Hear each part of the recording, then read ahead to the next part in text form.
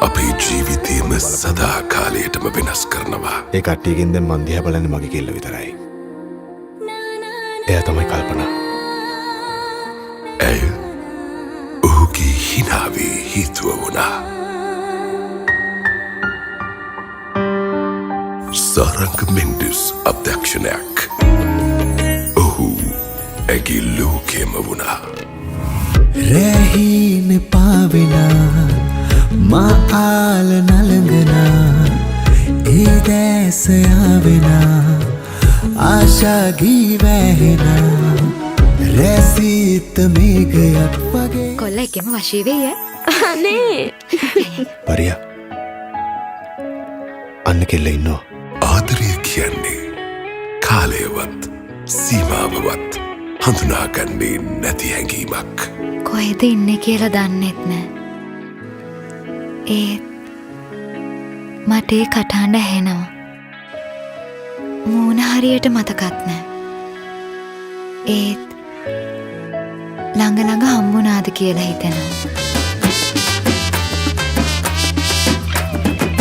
පොලිම් දිගේ ඇවිත් ඇසක් අසන්නා මෝලම් කසතදින් පිඟත් සලන්නා ඩාලින් කියා හොරෙන් මුවත් සිබින්නා බෝඩින් කඩාවරෙන් පෙමක් ලබන්ටාට රඟයි සුපෙම් පමරා මොනරා වගේ රැඟුම්පා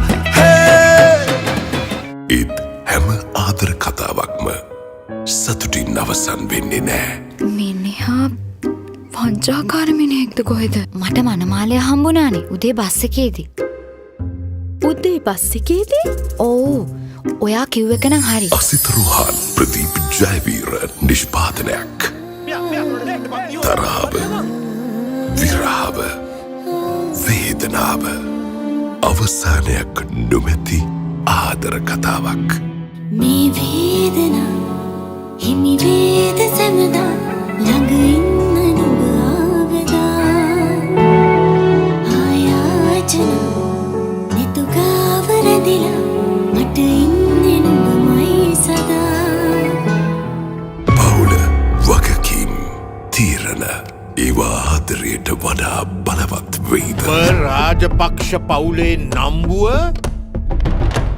එක දවසින් කුඩු පට්ටම් කරලා දැම්මා. හැබැයි පුතේ උඹ ඔය කාමරෙන් ඔය ගෑනු දෙන්නව මං හොයා ගත්තොත් අද මෙතන මිනි මැරුමක් ආ.